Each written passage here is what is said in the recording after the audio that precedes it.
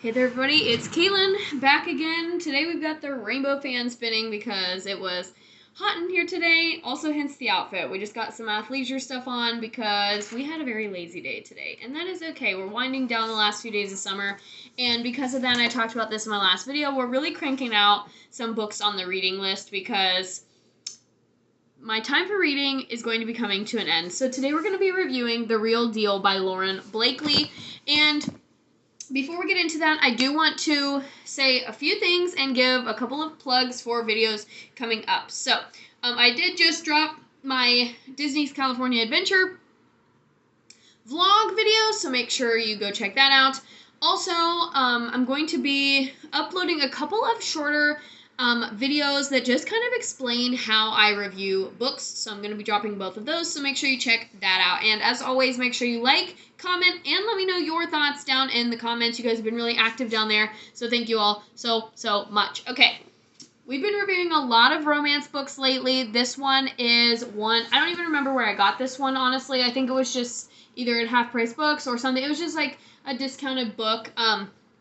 Right off the bat, I'll go ahead and tell you guys the tropes, and it kind of is clear just from the title. So we've got a fake dating trope, we've got a single bed trope in this book, but right away, the raunchiness and bawdiness of the humor kind of jumps right off the page between the two characters. So essentially, Theo, again, we have a cover that kind of sets us up with an image, and again, my image when I was reading did not perfectly match these characters. So I low-key hate when they put real people on the cover because it just never ends up looking like that, and I get so stuck when I'm reading about if my image matches what the author had possibly envisioned. But anyway, Theo is this isn't really a spoiler. He's an ex-con who owes money to a person that he used to con with, and as a way to try and make that money back, he has started doing all of these essentially Craigslist listings, and he on gigs for hire, and he is essentially pimping himself out as a boyfriend for hire that women can hire to take to differing events. So weddings, office parties, you name it. He says that he is for hire, and he has this whole list of things that he can do. He can make a public scene, whatever. So,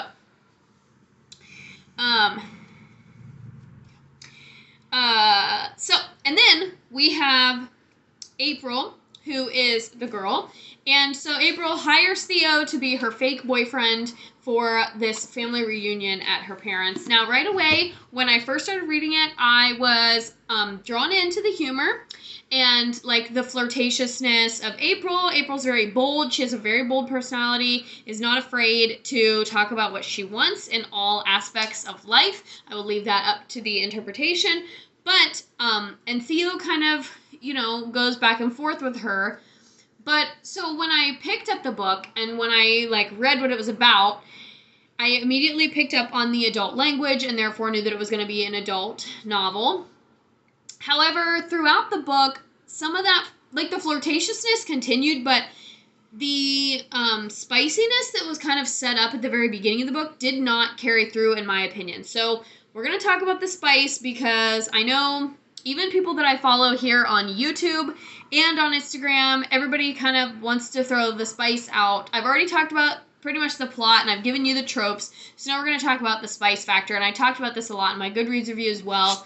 So, if I would have based, judging a book by its cover, even some parts in here, in his Gigs for Hire ad, I'm okay, this is going to be pretty spicy. There's some raunchy humor in here. We've got some adult language in here. This is going to be pretty spicy. And all in all, throughout the entire course of the book, they actually only end up having intercourse twice. And when they do, it's very basic. It's very vanilla. It's not anything crazy. It's not any, there's no, kinks or toys or anything like that. So it's very, like I said, basic and vanilla, but the language which they use makes it a little bit more spicy. And also there is self-gratification in this book.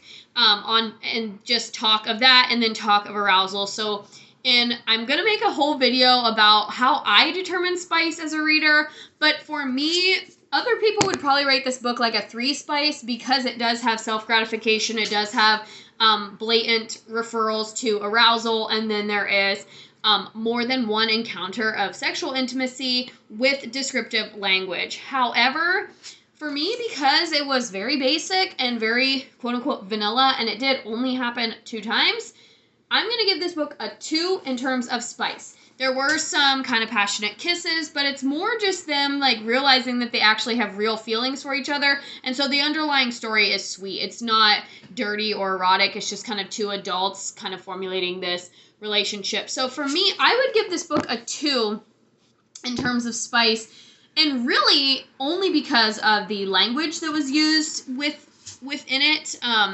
If there would have been like both characters were very, I guess, bold and telling, and there was a lot of euphemisms. There was a lot of, like I said, just bold kind of dictation of I want this, I want that, let me do this, let me do that. That was kind of what put it into the 2 for me. If there would have been less of that, I probably would have comfortably given this a 1. Now I will say it was a level 2, however, it did not I wasn't sweating or anything. It didn't get me as quote unquote hot and bothered as Fourth Wing did, as Verity. So other books that have a higher spice or even a lower spice, it just kind of depends. For me, the spicier the book if I'm getting hot and sweaty and it's making me have thoughts as a reader, then it's a spicier book. Which, when I rated Fourth Wing, I said Fourth Wing should have only been a 1 because they don't really have intercourse that much in Fourth Wing, but the tension and the electricity and the verbiage used and the descriptive words used, now looking back, I would probably look at Fourth Wing and rate it a little bit higher in terms of spice because of the visceral reaction I had to reading it. And the past couple of romance books that I've picked up just have not had the same effect despite having higher pepper ratings. So overall, I thought this was a very sweet story. I liked the book. I read it super fast. It only took me 2 days to read through it. And it barely hits the 300 mark. So if you are in a book club that your requirement is 300 pages or more, it's going to be barely that for you. But I would read something else that Lauren Blakely has done. Overall, I gave this book a 3.5 stars on Goodreads. So if we round up, that's going to be a 7 out of 10 because here on YouTube, I like to do everything out of a 10. But on Goodreads, I did round up to a 4 because I liked it and it read really quickly. It just was not as spicy as I wanted it to be. So I was just a little bit disappointed. So in the, on Storygraph, I gave it a true 3.5. But on Goodreads, I went ahead and bumped it up to a 4 because there wasn't, other than it being disappointing in the spice factor, I did enjoy the book. And I found myself thinking about it. I wanted to finish it. I wanted to keep reading. And traditionally with the fake dating stereotype and the fake dating trope, obviously if we're thinking of things like How to Lose a Guy in 10 Days and 13 Going on 30 and all of these 10 Things I Hate About You, all of these classic 90s and early 2000s rom-coms with the fake dating and the bets and all of that, that at some point the jig is up, and so that's not really a spoiler either. That's pretty much typical with all these fake dating tropes. But I would recommend this book, especially if you're looking for something light, and especially if you are not that into spicy things. If you see this book and you're like, oh, this is going to be really spicy, it's not, I did not find it as spicy as maybe it appears in the first, few pages or first couple of chapters. The other thing to note about this book is it does go back and forth between April and Theo's perspective, which kind of helps build up the characters a little bit more, and I like when you can kind of get inside their heads. That was one thing that I wish the hating game would have done. There was not the perspective of Josh, and I think hearing his perspective from the beginning would have made for an interesting dynamic. But anyway, I think that's it for this one. This is book number 25 for the year, so we're now in the downslide of the reading challenge for 2024. But let me know in the comments, have you read anything by Lauren Blakely? Have you read this book? Would you be interested in this book? And what are your go-to tropes. For some people, the fake dating might be an automatic turnoff. For me, like a one bed is like, ooh, I might be interested in that. So I'm learning more what tropes I like and don't like, and I think as an adult reader, that's just something that we have to discover, and everybody is different. So I think that's it for this one. Let me know in the comments if you've read it and your thoughts, and like I said, stay tuned because I'm going to be doing a separate video on how I rate my books and how I rate my spicy books and my scary books. I think I'm going to split those all up into three different videos just so you can find what you're looking for. All right, that's it for this one. I will see you guys in the next one. Stay tuned.